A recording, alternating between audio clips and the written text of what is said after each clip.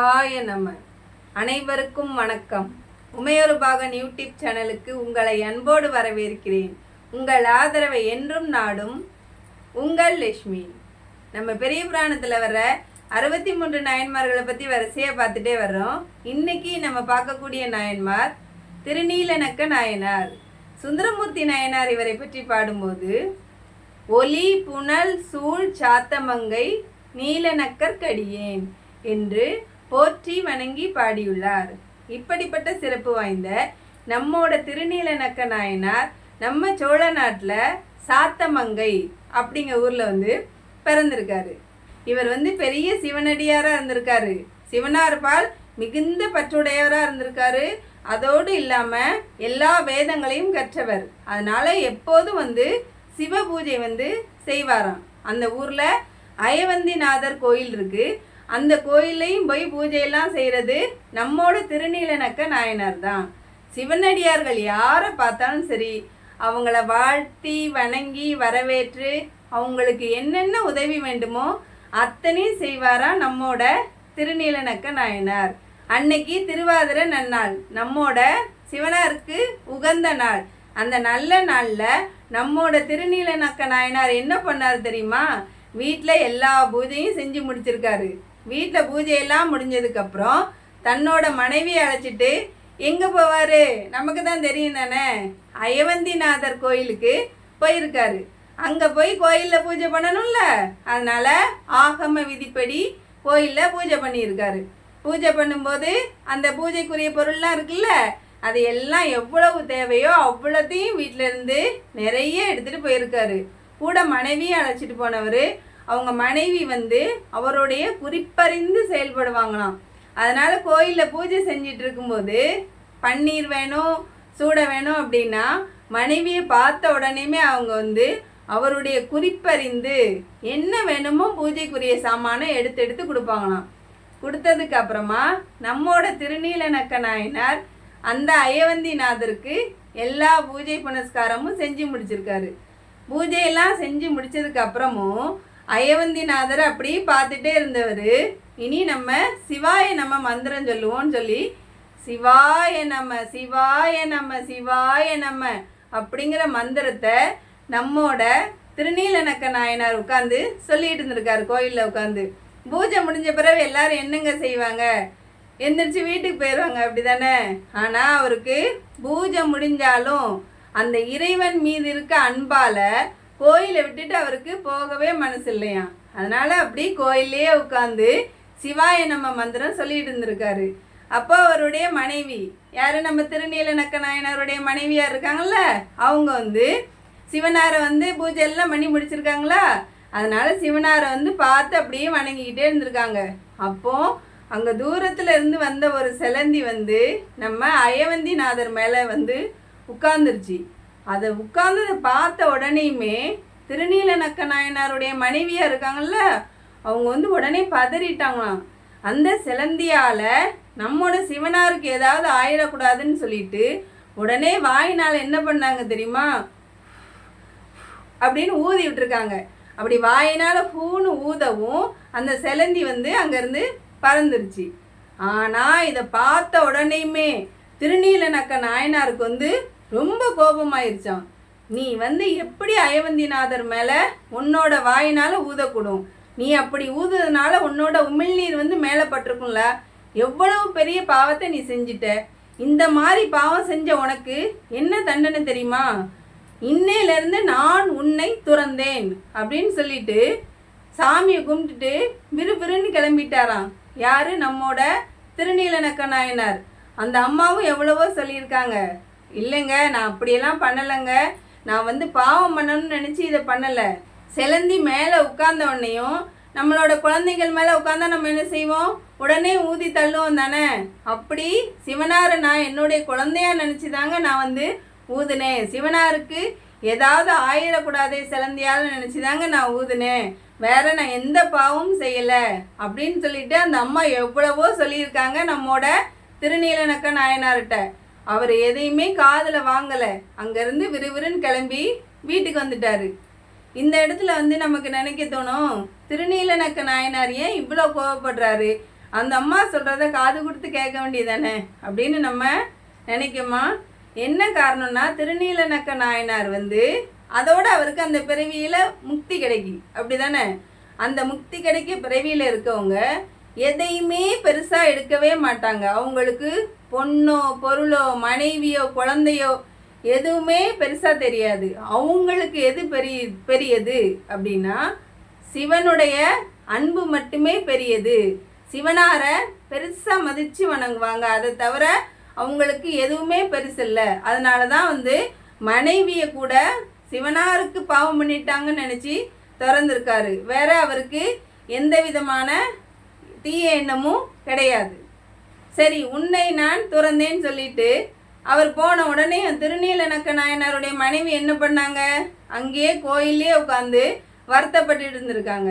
நான் என்ன பெருசாக தப்பு பண்ணிட்டேன், இந்த இடத்துல நான் வந்து சிவனாரை வந்து நம்மோட குழந்தைக்கு ஏதாவது பாதிப்பு ஏற்பட்டுறக்கூடாது அப்படிங்கிற முறையில் நினச்சி தானே நான் வந்து சிலந்தியை ஊதுனேன்.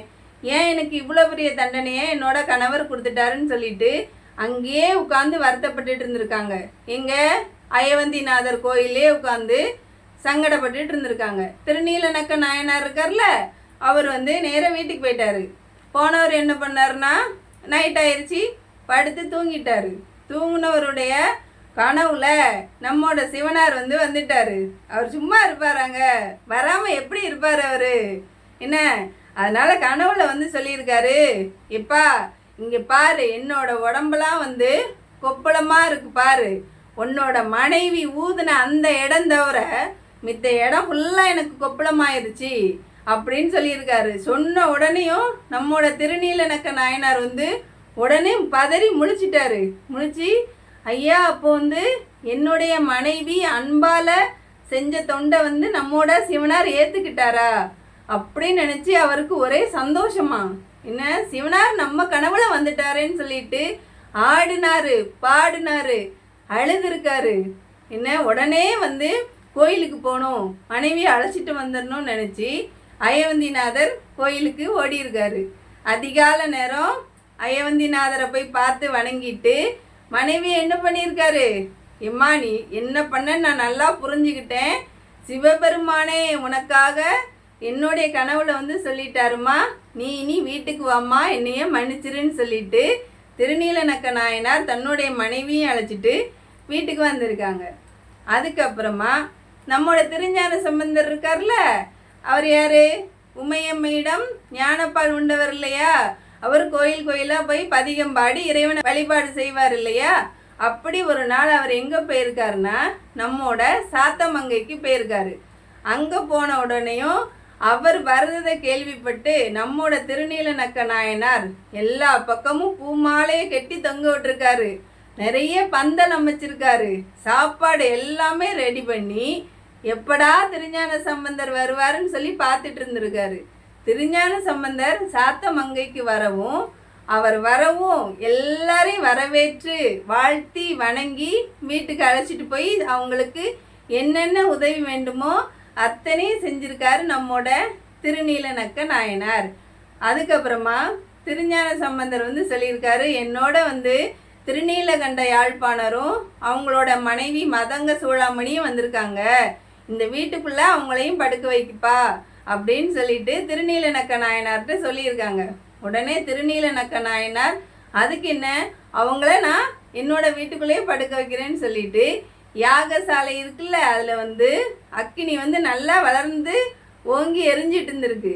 அந்த இடத்து பக்கத்திலே வந்து நம்மோட திருநீலகண்ட யாழ்ப்பாணரையும் அவங்களுடைய மனைவியையும் உறங்க வச்சிருக்காரு. அதனால வந்து நம்மோட திருஞான சம்பந்தருக்கு இதனால ரொம்ப சந்தோஷமாயிருச்சான். ஏன்னா பிறப்பால் வந்து தாழ்ந்தவங்களா இருந்தாலும் திருநீலகண்ட யாழ்ப்பாணர் மேலே நம்மோட திருநீலநக்க நாயனாருக்கு அலாதி பிரியம் இருக்கேன்னு நினச்சி அவருடைய சிவனடியார்களை போற்றும் விதத்தை எண்ணி ரொம்ப சந்தோஷப்பட்டிருக்காரு திருஞான சம்பந்தர். அதுக்கப்புறம் கொஞ்ச நாள் அங்கேயே இருந்துட்டு அதுக்கப்புறமா திருஞான சம்பந்தர் எல்லாரும் அவங்க ஊருக்கு போயிட்டாங்க. அதுக்கப்புறம் திருஞான சம்பந்தருக்கு திருமணம் அப்படின்னு அழைப்பு வந்த உடனேயுமே நம்மோட திருநீலநக்க நாயனார் அவருடைய மனைவியார் எல்லாருமே வந்து பெருமணத்தில் நடக்க திருமணத்தை காண்றதுக்காக அங்கே போயிட்டாங்க. போன உடனேயுமே அவருடைய திருமணத்தை நடத்தி வைக்கிற பாக்கியம் நம்மோட திருநீல நக்க நாயனாருக்கு கிடைச்சிருக்கு. அதுக்கப்புறமா திருஞான சம்பந்தர் திருமணத்துல சிவஜோதி எழுந்திருக்கு. அந்த சிவஜோதியில கலந்து விட்டார். இந்த திருநீல நக்க நாயனாருடைய வரலாற்றிலிருந்து நம்ம என்ன தெரிஞ்சுக்கணும் அப்படின்னா, இன்றைய காலகட்டத்துல திருமண உறவு எப்படி இருக்கு அப்படிங்கிறது நம்ம எல்லாருக்குமே நல்லா தெரியும். அதாவது கல்யாணம் ஆனவங்களுக்குள்ள ஏதாவது பிரச்சனை அப்படின்னா ஒரு அரை மணி நேரம் நீங்க 2 பேரும் தனியா உட்காந்து பேசினாலே போதும், பிரச்சனை சரியாயிரும்.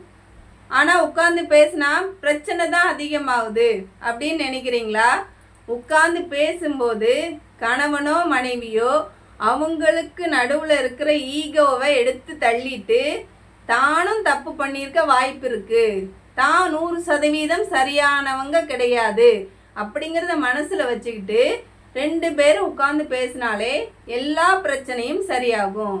அடுத்தது கணவனோ மனைவியோ அதாவது தன்னுடைய வாழ்க்கை துணைக்கிட்ட தவறு அப்படின்னு தெரியுத ஒன்றை உடனே மன்னிப்பு கேட்கணும். தான் தப்புன்னு உணர்ந்துட்டா அதை மன்னிப்பு கேட்கறதுக்கு தயங்கவே கூடாது. அதே நேரம் ஏதாவது நல்லது பண்ணால் நன்றி சொல்லணும். பாராட்டணும்னு நினச்சா உடனே பாராட்டணும். நாங்கள் தான் ஈருடல் ஒரு உயிராக இருக்குமே, எங்களுக்கு இது ஏன் தேவை அப்படின்னு நினைக்காதீங்க. எப்படியா இருந்தாலும் சரி, நீங்கள் ஒரு நன்றி, ஒரு மன்னிப்பு, ஒரு பாராட்டி பாருங்கள். உங்களுடைய குடும்ப வாழ்க்கை எப்படி சிறக்குதுன்னு பாருங்கள். அப்படி நம்மோட குடும்ப வாழ்க்கை சிறந்தால் இந்த நாடும் வீடும் உயரும் என்று கூறி இன்றைய நாயன்மாரான திருநீல நக்க நாயனாரை வணங்கி இந்த உரையை முடித்து கொள்கிறேன். கூடிய நாயன்மார் தண்ணீராலேயே விளக்கேற்றிருக்காராங்க. அப்படிப்பட்ட நாயன்மார் யார் தெரியுமாங்க? நம்மோட நமிநந்தி அடிகள் தான். அவரை பற்றி அடுத்த வீடியோவில் பார்க்கலாம். நன்றி, வணக்கம்.